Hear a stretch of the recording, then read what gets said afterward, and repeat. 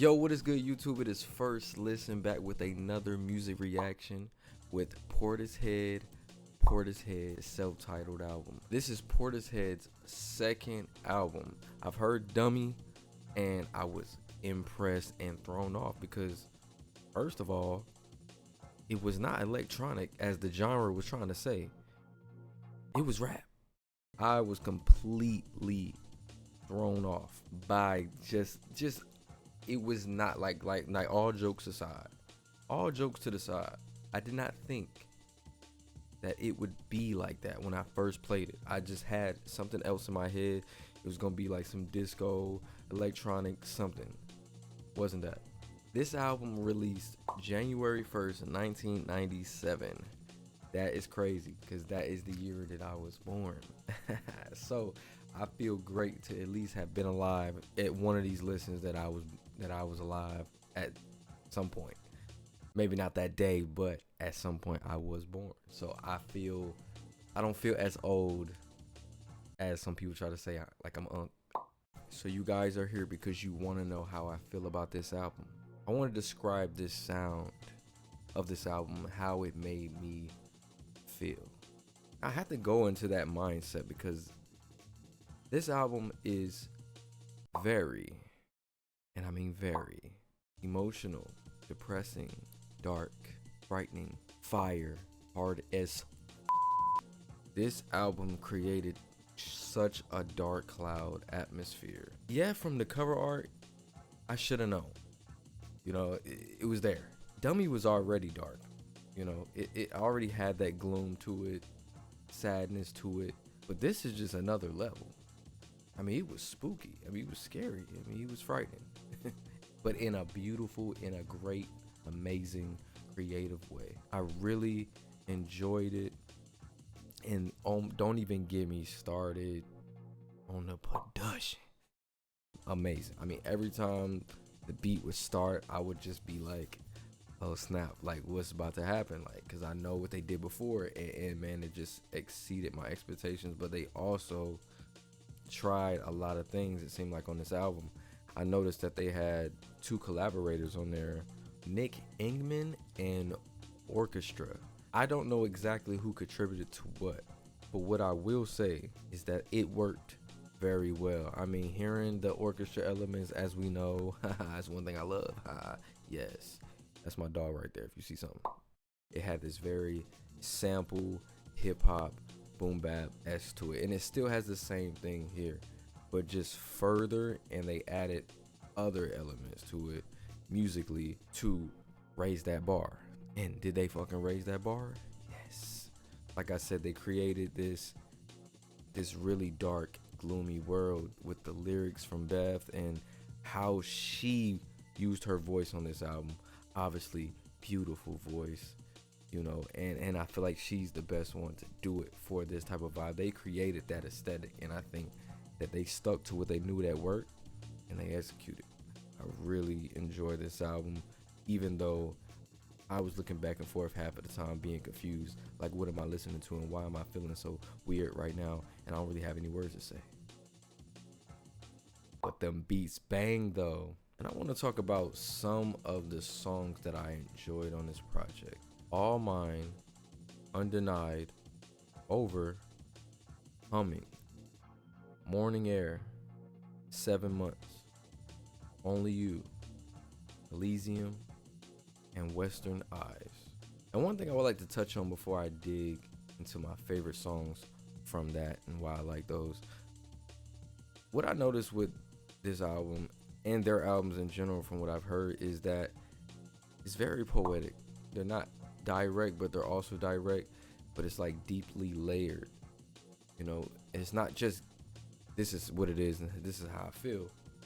You have to kind of really read it and try to get into it, you know. But it's like I feel it first, and then I see what they're saying or what she's saying. And music like that, it takes me a little bit more time to connect with it personally, because I'm more so like, just give it to me straight up. What is it? Just say that lyric. I need to know. I'm mad. Leave me alone. Shut up. But that's just me and how I like to take the music, because I get shock value from honesty and just saying it. Just give it to me. Just tell me what it is. But we are gonna get into some of the few tracks I picked. Not gonna be every track, but I usually pick like 3 or 4 tracks that I really feel like I enjoyed, and I'll tell you why. So first track we're gonna start with is All Mine. The production on All Mine, man. Like the horns that they bring in, and then like that guitar at the end, it was just amazing. And just hearing Beth just hit the notes going up like crazy, like it's just so dope. Just seeing them keep it like sticking to, like, if it ain't broke, don't fix it. Just elevate that. Like they definitely did more, and a lot of times she did a lot of vocal. They did a lot of things to her vocals to kind of change it, and sometimes I feel like it was working, and sometimes I feel like this is a little too much. We'll take that off. Regardless, I respect them for elevating a level higher coming off of their debut album. And those horns, they almost added like this horror element to it. Like I said, it was a lot of moments in this album that gave it like just a strange vibe, but it was good how they did it. Like I wouldn't say like it's actually scary, or you know, I'm just saying that's usually how scary sounds sound, but the way that they produced it, it sounded amazing though. It sounded great, and it hit well, and it was able to translate, and I like that a lot. Then you have Morning Air. Morning Air was very, you want to talk about strange. As I can describe it, it's like a nightmare boom bap track. Like it's stuck on this broken cassette, and you put it in there, and it's skipping, and it's playing this sound over and over, because it's really like flat, you know. The drums aren't punchy here, but it's very like airy, and it sounds vintage at the same time. It's very strange. Like I hear this track being played in a liminal space, like in the background, and you just like, what in the world is going on? That's the type of vibe it gave, and that's why I say like they really dug in to how sonically they wanted this to sound, and I feel like that was what it's supposed to be, like making it sound dark and a little twisted or whatever, because they really conveyed that. And I feel like that track and how it's mixed and how they made it, it had to be for a purpose, because it's the only track that sounded that flat. When I mean by flat, like there was nothing in there that was bassy. You could hear it, like it's just something you hear, you know. It's very airy. It sounded like it was EQ'd a certain way for it to have like a certain impact on the album. And then I went Western Eyes. Western Eyes is the final track, but the final track of that is very interesting for me because of how they produced it. And I feel like this is the most emotional vocally that she had on this track. What Beth did on here was like, she was so it sounded like she was standing right beside me. That's how personal her vocals sounded and sat on the track. Very personal and very up close. Literally, you could literally hear her lip touching the mic. And I think a lot of those things are very intentional, or they could not be, and I could just be tripping and be a weirdo.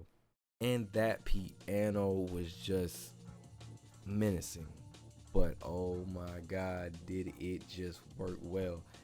And that is the biggest thing about a lot of these tracks, was the use of how to do this without making it weird. But I think the biggest thing that pushed it there though was having amazing drums. Having amazing drums and just going crazy on that. I don't know how they do it. I don't know. And it made me want to rap. I'm sure it made anybody that rap want to rap, or just anybody that don't. And you just want to, I'm sitting here nodding my head. I'm forgetting that this is a song. I'm thinking this is a whole beat because it's so good. Like, that is very impressive. In this song also, like I said, I'm interpreting it as being emotional and heartfelt and up close and personal. There was a lyric that she sung. Yes, I'm breaking, at the seams just like you. Her vocal here, you can tell like it has like a little crack in it, like her emotion in it. It's like she almost was crying or feeling that emotion so well. Like I said, whether that's intentional or not, I think it really adds character to the song and it adds to the vibe and makes you really feel it. And the biggest thing for me is I want to feel. If I can't understand lyrically what that person is trying to convey, at least I can feel where they're coming from. I can feel that emotion. Like you feel some way about something, and I can feel that through the song. And also in this album, there was a vocal that was very reminiscent at the end, at the like very end of this song, and it reminded me of a vocal that was on a song on Dummy called Biscuit. And in that lyric, he said, "I'll never fall in love," and it was kind of chopped up like as if it was a sample. But I noticed it was like a very like the way that person was singing, it was very old, and you could tell it was like a certain. It sounded like 50s or 60s or something. Like it very sounded old, but it's like they chopped it up.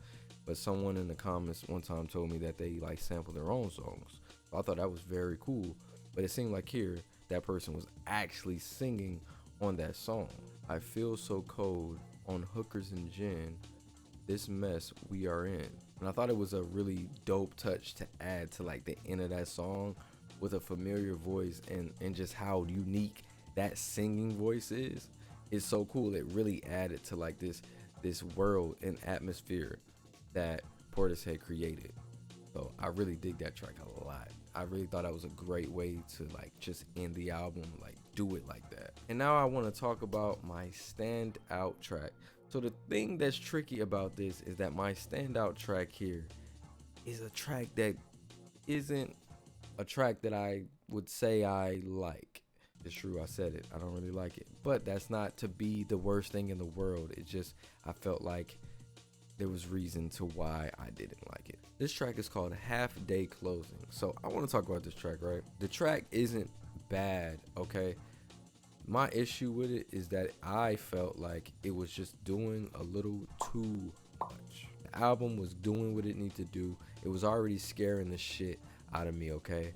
The last thing I wanted to do was you to scare more shit out of me, all right? I just felt like the effects were getting in the way too much. It was like drowning her out, and I wasn't expecting that. Like I always expect, like, you know, do things different, be you, but I think they fit well when they keep it where they keep it, and they kind of went off the rails for me in that sense. It didn't feel at harmony with me, and that's not to say like it's a horrible thing. I might go back, listen to this again, and be like, it's the greatest track of all time. I love it. But one thing I will say, regardless of it, it caught my attention, obviously, because it stand out. I would say I take that as a W, you know.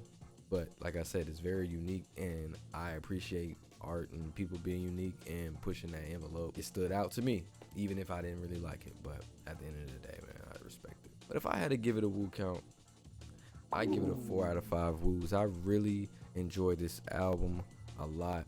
I want to go back and listen to it a couple more times so I could really live into this feeling, maybe listen to it out loud, just kind of get that vibe going, you know, when I'm able to just like relax at the crib and just really take it in, like I say, because it's a very, I feel like for me, it's very poetic and it's very deep layered.